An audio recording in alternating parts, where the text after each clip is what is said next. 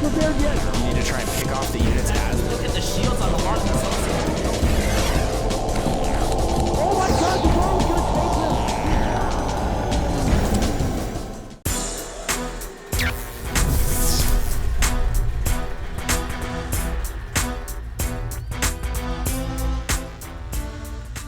Hey guys, what's up, what's up? It's Pain User, And this is Cat's Pajamas. and we have found ourselves right smack in the middle of Losers Bracket Round 2 with the game between Meet Your Maker's ClouD and Root Complexity Drewbie. Complexity God, I keep doing Drewbie. that.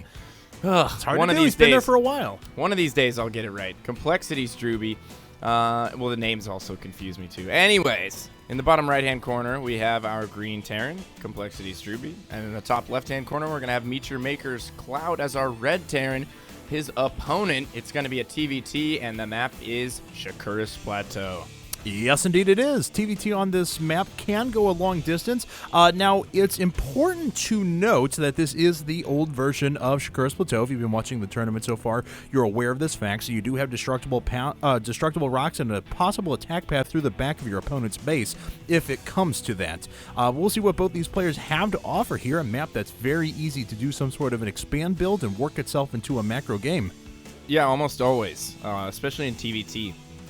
This map just becomes a giant positional war through mid. Drops are so effective.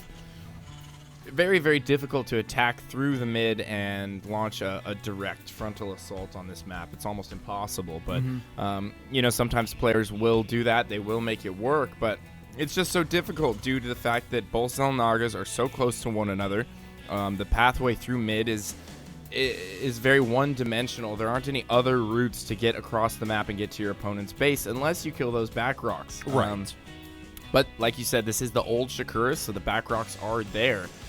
Those wouldn't be available on the newer Shakuris, so maybe players have forgot about some of those strategies that were used so often on the old Shakuris. Yeah, and I'm really curious to see how they react here. As already we have a big difference in the builds. ClouD went for gas, and Drewbie did not. So he's going to opt for some sort of a gasless fast expand.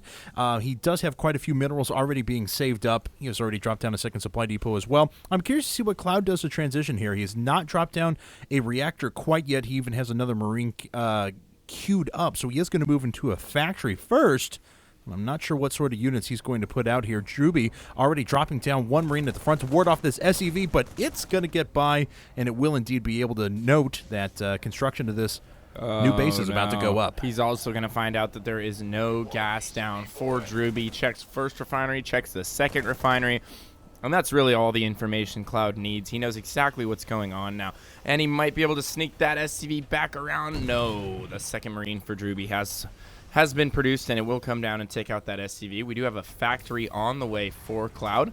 Still no second gas, however, so he is going to more than likely build some Hellions here, possibly drop a command center as well, but we're not going to see any cloaked Banshees, or heaven forbid some ghosts or something like that. We're not going to see any of the two gas possibility builds here. Exactly. And, Drewbie is going with something that we've seen him do quite often. We've actually casted a number of Drewbie games in this tournament so far, it seems like. And Drewbie is opening for that fast expand into 4 racks once again. This has allowed him to actually overwhelm a couple of units. I think it was Dystar in Losers Round 1 that he actually just produced mass Marines, made a little bit of a timing push, and because Dystar was going for significant tech, Drewbie just outright won the game right there. And we have a situation where something like that might happen again. ClouD has not produced that many Marines. He's not using this reactor barracks. They're finally queuing up a couple more units, and it's going to be a while before he has any sort of tech. All the while, Drewbie is amassing a pretty good force of Marines. Yeah, it actually seems like he's going to go directly into a quick Banshee or tanks here.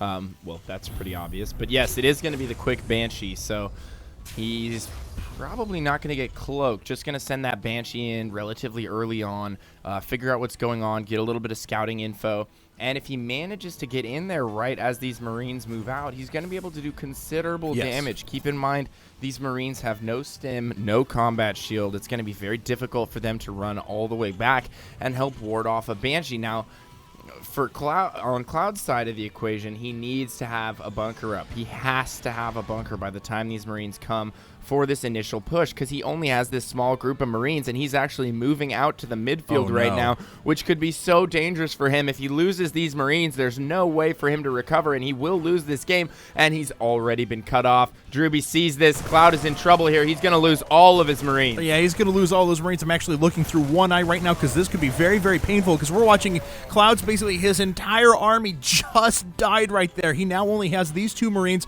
Bunker is coming out at the moment. This Banshee is trying to do its work, but it gets picked off. That expensive Banshee that didn't have cloak or anything gets picked off, and Drewbie has so many units right now. ClouD already pulling all of his SEVs to defend, but here comes Drewbie. He makes his way in, and all of the SEVs are going to die, and he's going to kill all the attacking forces as well before the bunker goes up. Oh my god, ClouD is going to be out here. First game goes to Drewbie, and we've seen this time and again, that off-time 4-Rex push. It's an odd timing in TVT. It's something you'd expect much more out of a TVP or something along those lines. Just something you don't see every day. A lot of players aren't really ready for that timing. And it's something as simple as having a bunker. If you have a bunker when that comes, it's absolutely not going to work. It's not going to do anything, actually. Yeah, this was a little bit of a case of bad luck, too, because ClouD moved out at exactly the wrong time, and Drewbie caught him and caught all of his units off guard. And, I mean, if he had even just had one SCV out taking map control, he could have reacted a lot quicker with a bunker and used those Marines to stall. But as it stood, he goes down. Yep, game 1 going to Drewbie. We'll be right back with